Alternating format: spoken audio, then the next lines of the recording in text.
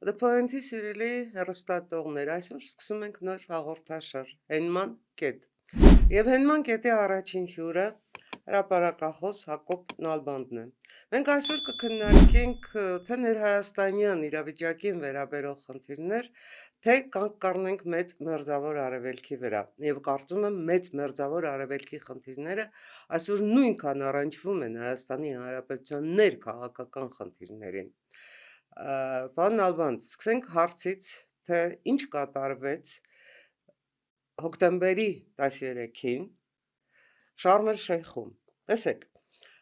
2 տարի առաջ հոկտեմբերի 7-ին հարձակումը Իսրայելի վրա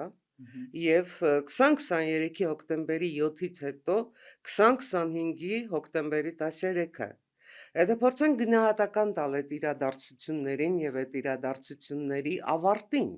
մենք կարող ենք համարել, որ մեծ մերձավոր արևելքում այլևս Պաղեստին-Իսրայել կոնֆլիկտը սպառված է եւ հնարավոր է խաղաղություն հնարավոր է ոչ միայն Գազայում, այլև խաղաղություն հնարավոր է Պաղեստին-Իսրայել հարաբերություններում։ Այո, տեսեք, այս 2 տարվա ընթացքին գիտեք հոկտեմբեր 7-ին Ակսայի չրհեղեղ անվան այդպիսի թերորիստական ակտ կդարեց Համասը, ինձ համար Համասը գմնա թերորիստական գազམ་ություն, արդեն ամերիկյան ցուցակներով ալ ինքը թերորիստական գազམ་ություն է, իսկ այս 2 տարվա ընթացքին տեսեք ինչ տեղի ունեցավ, սպանվեցավ Հասան Նասրալլահը, Սուրիայի մեջ դավալվեցավ Բաշար Ասադը 60 տարվա դեսպոտ ռեժիմը, Իրանի հետ մեծ բادرազմ տեղի ունեցավ, հուսիները մեծ հարված ստացան ու կստանան նույնիսկ այսօր հարված ստացան իրենց գլխավոր շտաբի ղեկավարը սպանված է եւ մինչեւ այսօրվա շատ կարեւոր իրադարձություն իհարկե տեղի ունեցավ, բայց ես չեմ կարծել որ խաղաղությունը այդքան հեշտ չէ Միջին Արևելքի մեջ։ Միջին Արևելքը աշխարհի ամենաբարձր շրջաններից մեկն է։ Գիտեք, Միջին Արևելքը սիրտն է աշխարհի, եթե Միջին Արևելքի մեջ որոշ ստաբիլություն, գայունություն տեղի ունենա, անպայման կանդրադառնա, հատկապես Հայաստանը, գիտեք, այդքան էլ հերու չէ Միջին Արևելքը Հայաստանեն, անպայման իր տեկտոնիկա շարժումները իրենց անդրադարձը գցկեն Հայաստանի թե արտաքին քաղաքականության վրա, թե ներքին քաղաքականության վրա, որովհետեւ ուղղակի Միջին Արևելքի ստաբիլ վիճակը գավ ունի Թուրքիայի իրավիճակի հետ գայունության, որովհետև եթե Միջին Արևելքի մեջ գայունություն կա, անպայման կանդրադառնա Թուրքիայի վրա եւ Թուրքիայի մեջ եղած գայունությունը դրականորեն կանդրադառնա Հայաստանի վրա։ Տեսեք հիմա, ես կուզեմ խոսել քիչ Միջին Արևելքի եւ հրյա արաբական խաղաղության process-ներու մասին։ Այդ process-ները սկսած են 1979-ին Camp David-ի պայմանագրով, որը ստորագրեցի Մենախեմ Բեգինի եւ Անվար Սադատի Եգիպտոսի ընդդեմ նախագահը, վերջը 1 տարի վերջ Անվար Սադատը իր ցանկով վճարեց այդ մեկը, սպանվեցավ, հյաթ հերանագարային ղեկավար էր, մինչ եթե գարտա մենք պատկերացնենք Անվար Սադատի հետ անցած ճանապարհը գարտանք, իսկան հայրենասեր մեծ Այս ժամանակ ցերցերը գրեցին, որ սպանվեց խաղաղությունը։ Այո,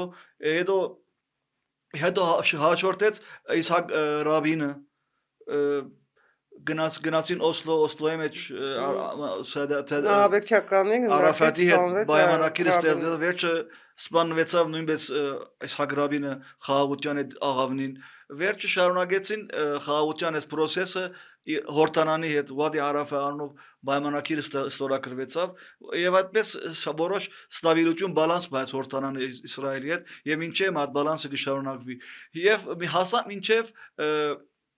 նախագահ Տրամփի առաջին պաշտոնավարման շրջանը իր Պեսան գիտեք Կուշներ, Ջերարդ Կուշները ուղղապանը հրյա է Իվանկա Տրամփի ամուսինը ուղղակի շահագրգռված գոհ է։ Ես հիշում եմ, որ այն ժամանակ շատ հետաքրքիր ծրագիր էին ներկայացրել ու այդ ծրագրի երևի թե առաջին կետն էլ մայրաքաղաքը Թել Ավիվից Երուսաղեմ տեղափոխելն էր ու Ամերիկայի Միացյալ Նահանգների դեսպանատունն էլ Թել Ավիվից տեղափոխվեց Երուսաղեմ։ Բայց կարծես թե հետո այդ համագործակցության, ասեմ, թե խաղաղության այդ ծրագիրը չզարգացավ, կոնֆլիկտը շարունակվեց։ Որովհետև նախագահ Տրամփ երկրորդ անգամ չգրցավ պաշտոնավարել Բայդենի համար այդքան էլ էական չէր, տանտաղեցավ process-ը, նույնն էլ Օբամայի համար էլ այդքան էլ իրենք չէին շահագրգռված, որ Միջին Արևելքի մեջ խաղաղության process-ները սկսին, իսկ նախագահ Տրամփի առաջին պաշտոնավարման ժամանակ արդեն հիմքը տրվեցավ Աբրահամյան համաձայնությունները, որը շատ կարևոր Գիտեք, նախքան շրջադարձային էր։ Աբրահամյան համաձայնությունները մի քիչ ընդհատեմ ձեզ, գիտեք, Մհմ, այն տպավորությունն է, որ ոչ թե Իսրայելը չի ուզում ճանաչել Պաղեստին պետությունը, այլ Պաղեստինը չի ցանկանում Իսրայել պետություն ճանաչել, որովհետև այսքան տասնամյակներ, այդքան զոհերի, այդքան ավերածությունների գնով շարունակել պնդել, որ պետք է Պաղեստինի մայրաքաղաքը լինի Արևելյան Երուսաղեմը, մեղմ ասած խելամիտ չէ, որովհետև Պաղեստինի տարածքում կան համենայն դեպս քաղաքներ, որոնք կարող են մայրաքաղաք լինել, մինչդեռ Պաղեստինը պնդում է, որ չէ, հենց իրենց մայրաքաղաքը պետք է լինի Արևելյան Երուսաղեմը։ Արդյոք հիմա հնարավոր է, որ Տրամպը իր պաշտոնավարման երկրորդ ժամկետում այդ Արևելյան Երուսաղեմ Պաղեստինի մայրաքաղաք հարցը օրակարգից անի։ Շատ դժվար հարց է, գիտեք, ես կգարձեմ անհնարին է, որ ձևավորվի Պաղեստին պետություն 1967-ի սահմաններով, որում մայրաքաղաքը Արևելյան Երուսաղեմն է։ Անհնարինի մոտ ինչ-որ բան է այդ մեկը, դե ֆակտո արդեն արևմտյան մասի մեջ ձևավորված որոշ գառույց կա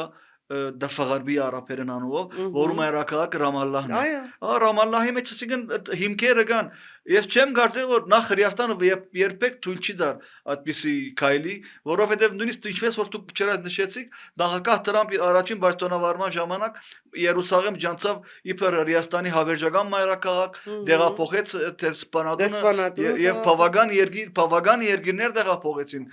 Նույնիսկ Նիկարագուայի պես երկիրը իր բանը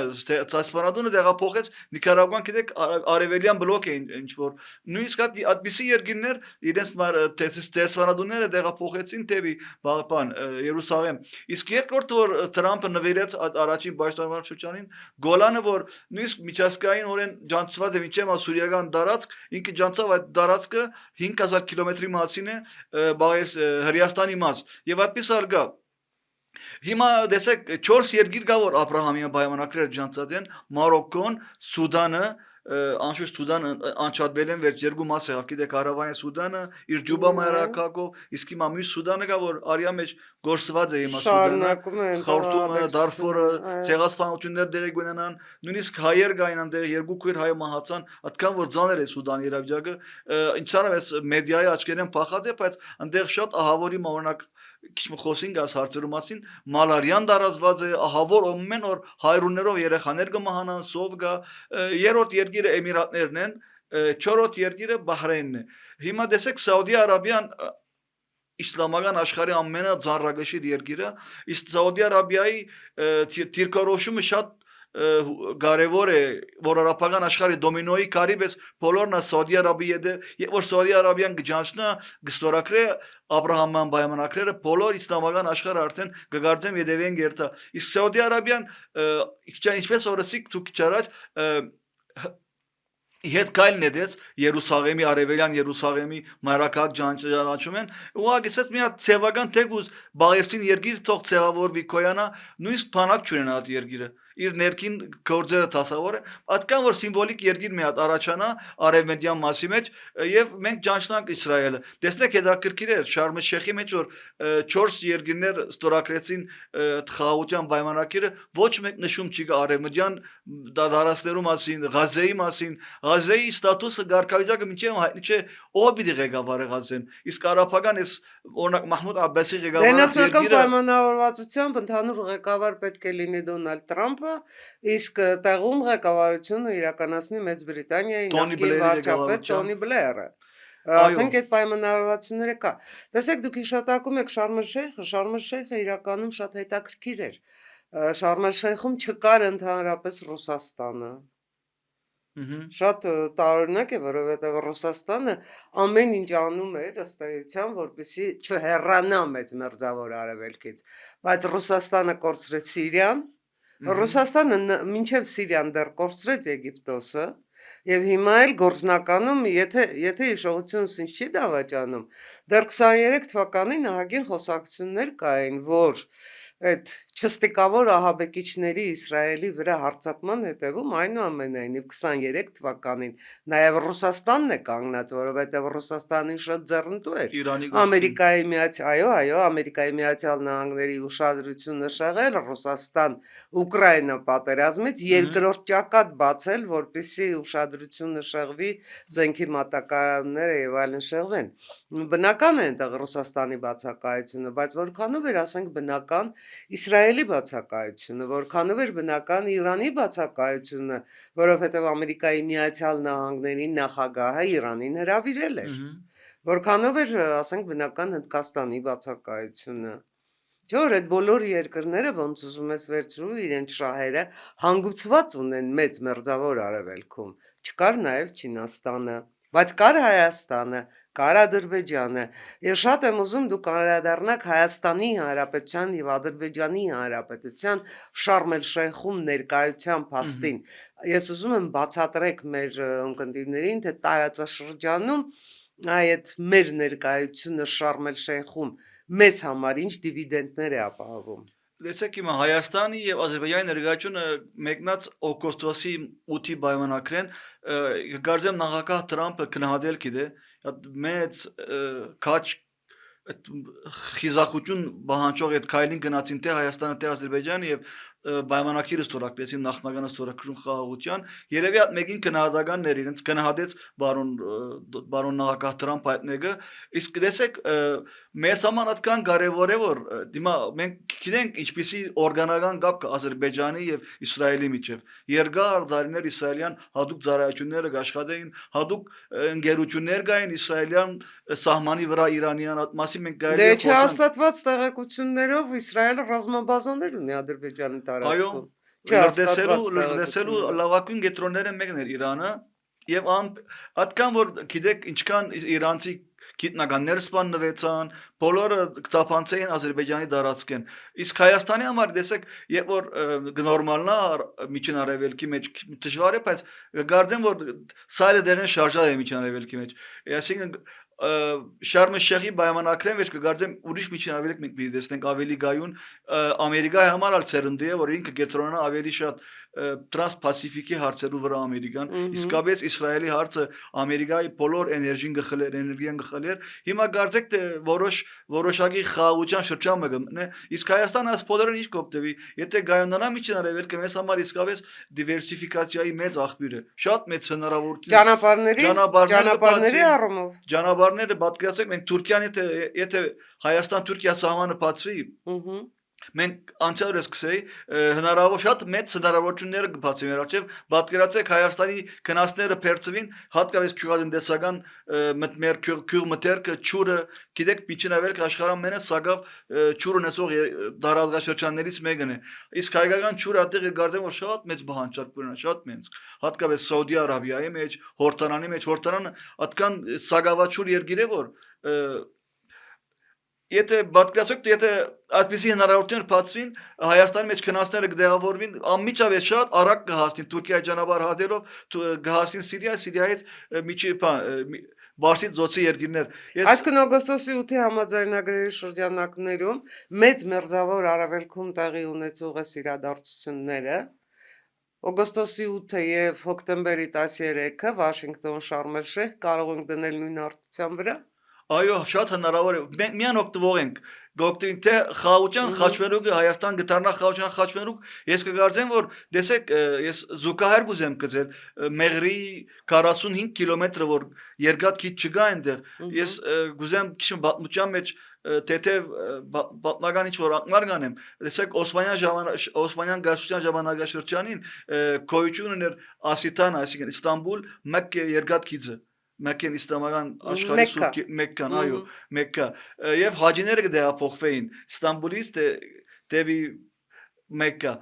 իսկ այդ երկաթքիծի գառուցողը գերմանական ընկերությունն էր այդ նույն ընկերությունը որ գառուցած էր Բերլին-Բաղդադ երկաթքիծը իսկ այդ Բերլին-Բաղդադը գիտեք ինչպես բադուհաս դարձավ հաջողությունների եւ նույնիսկ մեր ցեղասպանության հիմնական պատճառների մեկն է այդպիսի իսկ Սիրիայի հարավը Գիտեք լարված շրջան է Սիրիայի հարավը շատ մոտ է Իսրայելի 30-40 կիլոմետր է Սիրիայի դարբեր կառավարություններ հարավային մասը 40 կիլոմետր այդ երկաթգիծը անջատված է շատ երկար դայները չեր աշխատել Ընդհանրապես կար տեսակետ, որ Սիրիայի ամբողջ պատերազմը M4 դեպի M4-ը այո սկսի դարային միջերկրական դուրս Հալեբով եկող գաստում է այո ճանապարհի եւ բնական pašարների համար է։ Որովհետև այդ M4-ը որ դուք նշեցիք Ասիան, Աֆրիկան եւ Եվրոպան գաբով Միացնող ճանապարհ է, մայրուղիներ, որը այո։ կսկսի դարայից գվերջանա Հալեբով այդ Այո։ ճանապարհը եւ գմիանա Լատակիային։ Այս բոլոր հնարավորությունը մեր աչքը կբացին։ Մենք վաղը շատ լավ ձևով գնանք օգտագործել Սիրիայի նավահանգիստները, հատկապես հիմա Լատակիայի նավահանգիստը ֆրանսիական ընկերություն գտնողին է։ Ես կարծում եմ մենք հաջորդ հանդիպմանը թերևս անդրադառնանք Սիրիայի իրադարձություններին, որտեղ այնտեղ էլ շատ հետաքրքիր իրավիճակ է ստեղծվում, թե Սիրիա, Թուրքիա, Սիրիա, Ռուսաստան, Սիրիա, Ամերիկայի Միացյալ Նահանգներ, ընդհանրապես Սիրիայի դերը հիմա Ալ-Շարայի գլխավորած Սիրիայի դերը։ Ուզում եմ հիմա ավելի շատ խոսենք Աբրահամյան համաձայնագրերից, պարոն Նալբանդ, որովհետև գիտեք, անդադ ասում ենք Աբրահամյան համաձայնագրեր, բայց ոչ բոլորս, ինչ թաքցնենք, ոչ բոլորս գիտենք, թե ի վերջո ինչ են այդ Աբրահամյան համաձայնագրերը, եւ ասենք Աբրահամյան համաձայնագրերին անդամակցելու Հայաստանի հնարավորությունները որոնք են, ունի արդյոք Հայաստանը նման հնարավորություն, ես որքան գիտեմ ունի առաջարկ եղել է Հայաստանի Հանրապետությանը եւ եղել է շատ բարձր մակարդակի առաջարկ։ Հիմա մենք կարող ենք անդամակցել այդ համաձայնագրին, եւ եթե անդամակցենք, դա մեզ ինչ է տալիս, մենք ինչ ենք տալիս։ Ու ընդհանրապես շատ կուզեի նաեւ անդրադառնայիք, ասենք օգոստոսի 8-ից հետո Հայաստան-Իսրայել հարաբերություններին, որովհետև մենք տասնամյակներով Հայաստան-Իսրայել հարաբերությունները այսպես դրել ենք մի կողմ, ասել ենք պետք չի Իրանի հետ հարաբերություններ փչացնել, եւ ես կարծում եմ, որ դա եղել է մեր դիվանագիտության գլխավոր սխալներից մեկը, որովհետև Իսրայելի հետ հարաբերությունները մեր շատ ու շատ կարող էին օգնել Իսրայելի հետ նորմալ հարաբերությունները եւ պետք չի հիմա ներկայացնել, որ ասենք դե Իսրայելը Ադրբեջանի հետ այնպեսի փոխշահավետ գործարքների մեջ է, Ադրբեջանի հետ այնպեսի հարաբերություններ ուներ, որ Իսրայելը ինքը չի ցանկացել Հայաստանի հետ նորմալ հարաբերություններ ունենալ։ Ես դա կարող եմ հերքել նաև իմ փորձով, որովհետև ազգային ժողովում աշխատած տասնամյակում մի քանի անգամ Իսրայելի դեսպանը, որի նստավայրը Թբիլիսիում էր, գալիս էր ազգային ժողով ու առաջարկներ էր ներկայացնում, մենք լսում էինք, ասում էինք այո, ու ոչինչ չէինք անում։ Հիմա մենք պիտի դուրս գանք այդ ոչինչ չանողի կարգավիճակից, վերջին հաշվով մենք պիտի գնահատենք փոփոխվող աշխարհում, փոփոխվող տարածաշրջանում, թե Իսրայելի դերը արդեն նոր լույսի տակ,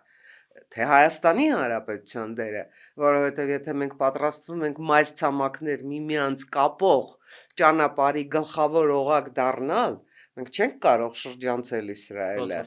չենք կարող։ Մենք չենք կարող շրջանցել նաև Իրանի հետ հարաբերությունները, այդտեղ շատ նուրբ, շատ բազմաշերտ իսկապես են արևելյան դիվանագիտության, բայց արևմտյան շեշտադրումներով արևելյան դիվանագիտության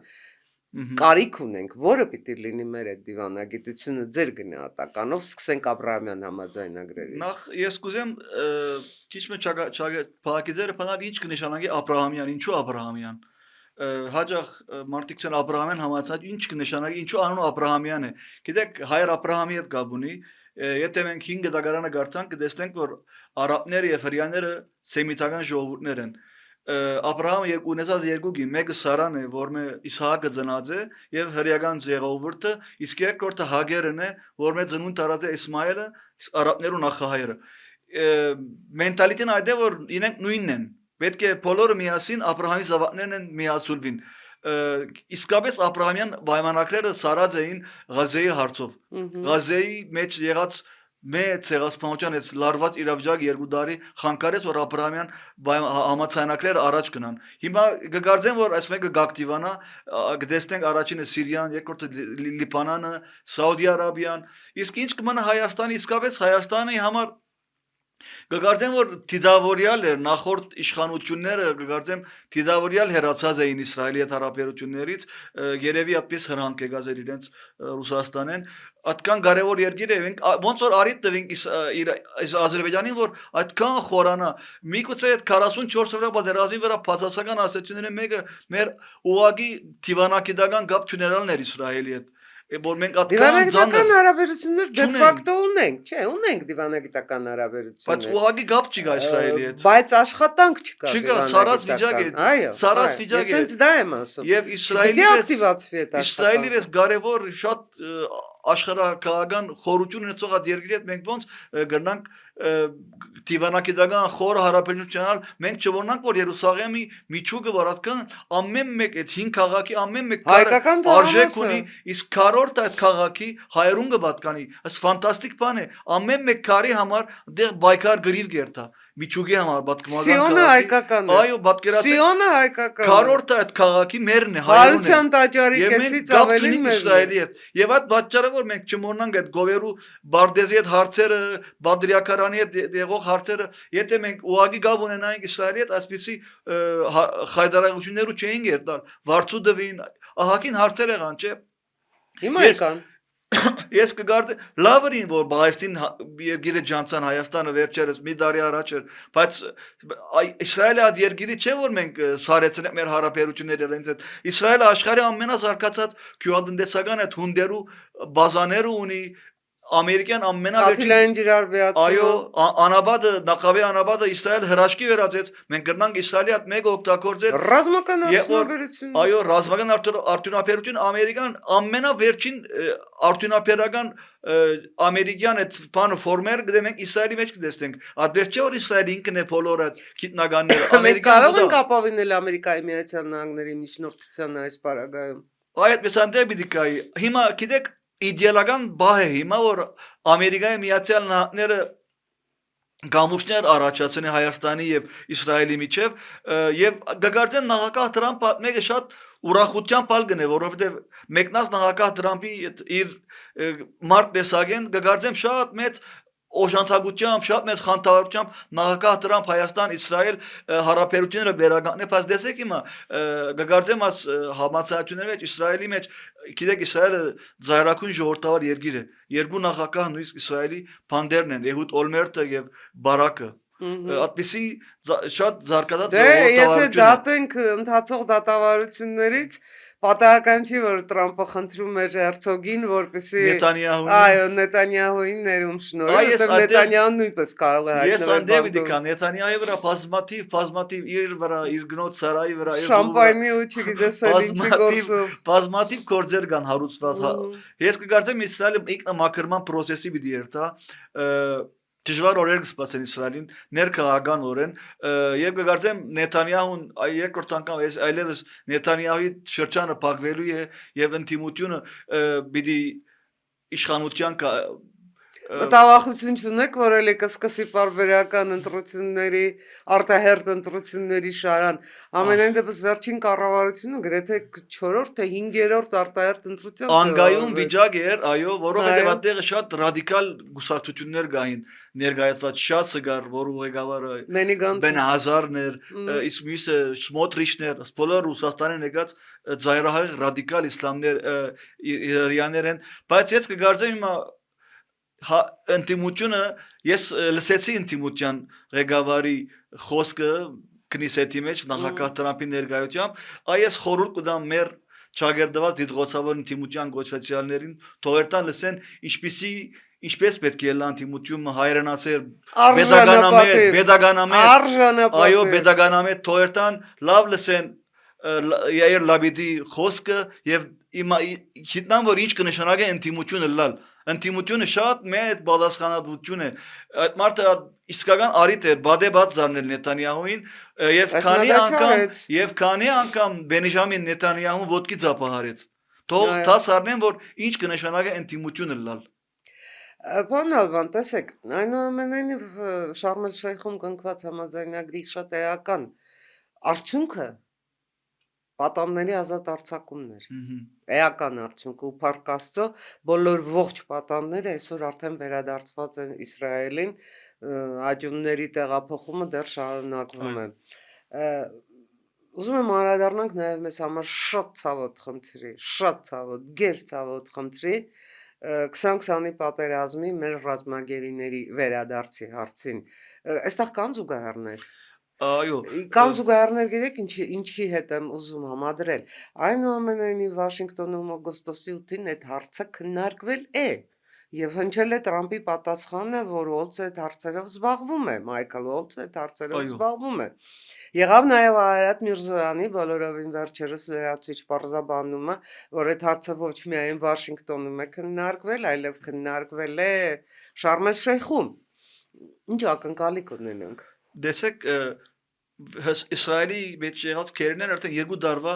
վաղեմություն ունի, իսկ մեր դղակը, որ մեր զինվորները, մեր կրկնակի շատ, կրկնակի եւ ավելի 2020-ին արդեն այնտեղ են Բաքվի փանդերում են, նույնիսկ Գամիլ Խաչը արդեն չի աշխատում։ Ադրբեջանը վտարեց ըստ էության։ Վտարեց, այսինքն կոմունիկացիայի հարց ալգա։ Ես կլսեի այո Արարատ Միրզոյանի անցյալ օր ԵԱՀԳ գործող նախագահ, Ֆինլանդիայի արտաքին գործերի նախագահ Վոլտոնենը, այո հույս հայտնեց Արարատ Միրզոյանը եւ այսօր վարչապետն նույնը գրգնեց։ Դեսեք ես կգարձեմ, որ ջնշում իջատնա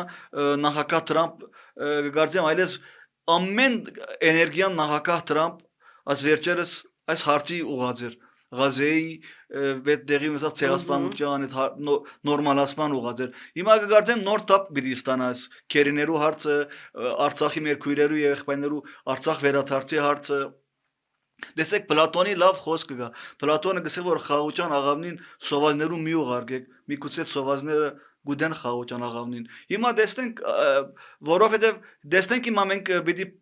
փաստի առաջ պիտի գնա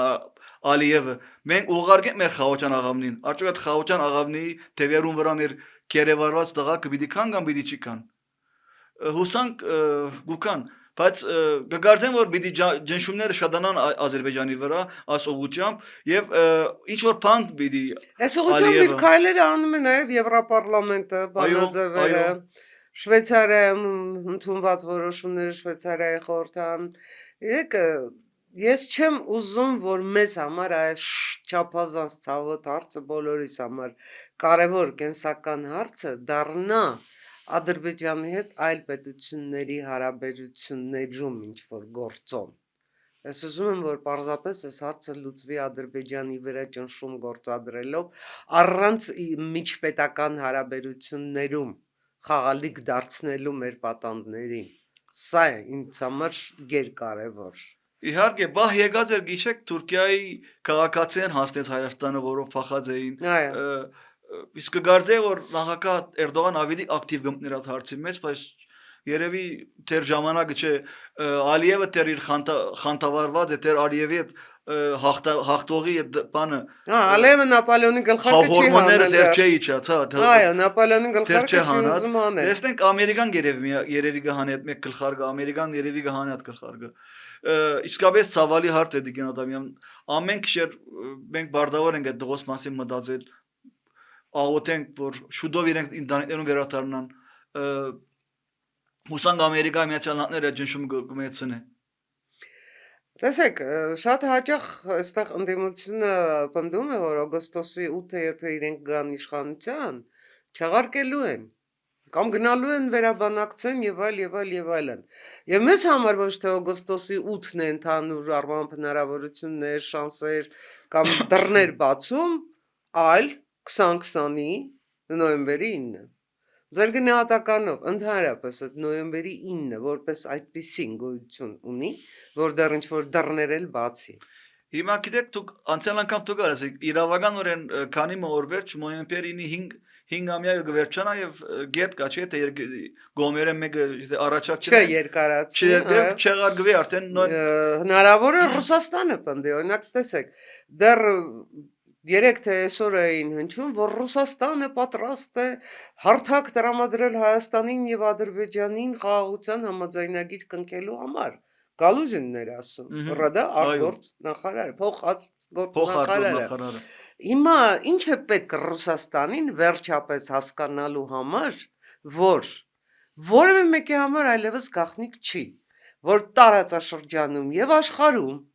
մեծ մերձավոր արևելքից մինչև մեր կոնկրետ տարածաշրջան։ Ռուսաստանը ընդամենը պատերազմներ, կոնֆլիկտներ հրահրող է, որովհետև որտեղ խաղաղություն, այնտեղ արդեն Ռուսաստանը չկա, չի կարող լինել, Ռուսաստանի կարիքը չկա։ Ինչ է սա պետք հասկանալու նաև ռուսներին, որ մենք դա գիտենք։ Ձեզ հետ խաղաղության համաձայնագիր, ձեր տարածքում, ձեր հովանու ձեր երաշխավորությամբ խաղաղության համաձայնագիրը մեզ համար նոնսենս է, որովհետև մենք տեսանք ոնց եք դուք կատարում նոյեմբերի 9 կետերը, մենք շատ լավ տեսանք, ինչպես ձեր խաղաղապահները դարձան Ադրբեջանի բանակի վարձկաններ պարզապես, ինչպես դուք Ադրբեջանի հետ համատեղ շրջափակեցիք Արցախը, թույլ չտվեցիք Լաչինի Միջանցքը աշխատի որպես Միջանցք Հայաստանի հետ կապ, այո, շրջափակեցիք Արցախը, իսկ հետո Ադրբեջանի հետ նույն ջանքով, նույն ջանադրությամբ հայաթափեցիք Արցախը։ Ավելին, նույն Ռուսաստանը մինչև այսօր չի ճանաչում Հայաստանի Հանրապետության սահմանները, մինչև այսօր։ Հիմա ինչ խաղաղության համաձայնագիր Ռուսաստանի հովանու ներքո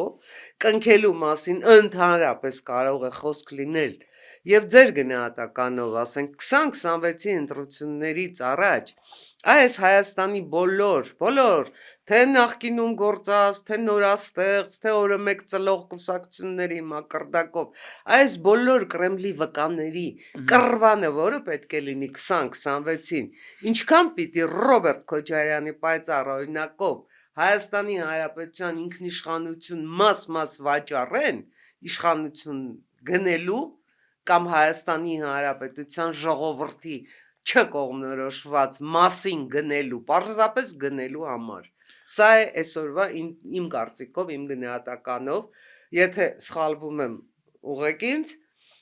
այսօրվա ինտրիգը եւ վաղվա ինտրիգը։ Դեսեք գգարձեմ որ նոյեմբերի 9-ի պայմանագիրը անցել է, կատարել անցյալ է, ոչ մեկ վերադարձ մեկին, ոչ մեկ իշխանություն Եվրոպամեր ամենից դժվար թե Ադրբեջանը առաջարկի երկարաձգել մի համաձայնագիր, որը այլևս որևէ կետով չի գործում։ Ես կգարձեմ որ Ռուսաստան Ադրբեջանն օտանավը խփեց, այդ օրվանե վերջ Ադրբեջան ուրիշ Ադրբեջան է, առաջվա Ադրբեջանը դարբեր էր, հիմա ուրիշ Ադրբեջան է։ Դեսեք ես քիչ մգուզյան ներքաղաքական հարցերում մասին խոսիլ ռուսական այդ հիբրիդային պատերազմը իր ամենա վայրակ ձևով կշարունակվի Հայաստանի մեջ եւ դեսեք այս ռուսական հյուսային այդ միջուկը որ ձևավորված է այդ միջուկի 4 կողմը անընդհատ մորֆոլոգիական ինչ որ ձևափոխումներ կլինեն մեր ձևով դուք այդ օր շատ լավ բնորոշեցիք անձև դծև է իսկ անընդհատ այդ ձևերը պիտի փոխի Ռուսաստանը հիմա Ռուսաստանը վտանգավոր կխաղա ձևերը անընդհատ փոխելով դարբեր անուններով մեր ձևով Ռուսաստանը պարտվեց արդեն Մոլդովայում Պարտվեց Ռումինիայում, շատ ճիշտ է։ Հիմա ով է ասում եւ ինչ երաշխիք, որ այդ իրենց մեր ձևը, որը իրականում որևէ մեր նոր ձև չի, հին ձև է եւ բովանդակություն չունի, Հայաստանում պիտի հաղթի։ Դեսեք իմ այրենք շատ վտանգավոր կխան։ Դարբեր շերտավորումներ են, դարբեր անուններ ու դա այդպիսի փայլուն անուններ, որ մեր ենթակիդակության մեջ աշխատի, հայրենիք, հաղթանակ այդպիսի անուններ, վերադարձ անուններ են, փայլուն անուններ են, որ ուղղակի ասկային ճիղը կկրկրեն, բայց Ռուսաստանը շատ վտանգավոր կխաղա, երկկողմանի ցանակ է։ Եթե շադանան է խաղացողները իր մորֆոլոգիական այդ նոր ցել ամեն օր սունգի վես աջող խումբերը ընդդրություններում միգուցե ամեն մեկ իր շեմը չհաղթահարե եւ դուրս տոնան ընդհանրապես իր ներկայացված գազը շատ քիչ է Հայաստանի Հանրապետության ապակա խորհրդարանի մեջ եւ կգարձեմ այդպես է մենք որովհետեւ մեր ժողովուրդը հատկան խելահասություն ունի ճիշտ է մեր ժողովրդավարության թոքերը դեռ փոքր են բայց այդքան մեր ժողովրդավարությունը հատկան ծանր բادرազմական փորձություններում մեջ են անցավ որ այդ փոքր թոքերու մեջ են նույնիսկ մենք լավ թթվածին կնանք դալ մեր նոր ժողովրդավարության ես կգործեմ 2026-ի մեր ժողովուրդը շատ խոհեմ պիտի մտածի եւ պիտի ժողե որ ռուսական ամեն մեկ ուժ ինչքան է ցեղափոխվի ինչքան է այդ նոր մորֆոլոգիական իր նոր այդ դարազովկա չի անցնելու Մատրոշկաները մնում են մատրոշկաներ այո որքան էլ այդ մատրոշկաները հիմա չատ բոտերով գործեն Շատ շնորհակալ եմ։ Ես եմ Կարծում եմ շնորհակալ։ սա փառավոր հաղորդաշարի սկիզբ կարող է դառնալ։ Խնդրում եմ ձեզ, եթե մեր քննարկումը ձեզ դուր եկավ, բաժանորդագրվեք դպոյին տալիքին, ընդունեք հենման կետը իբրև ձեր հենման կետ եւ եղեք մեր կողքին։ Շնորհակալ եմ։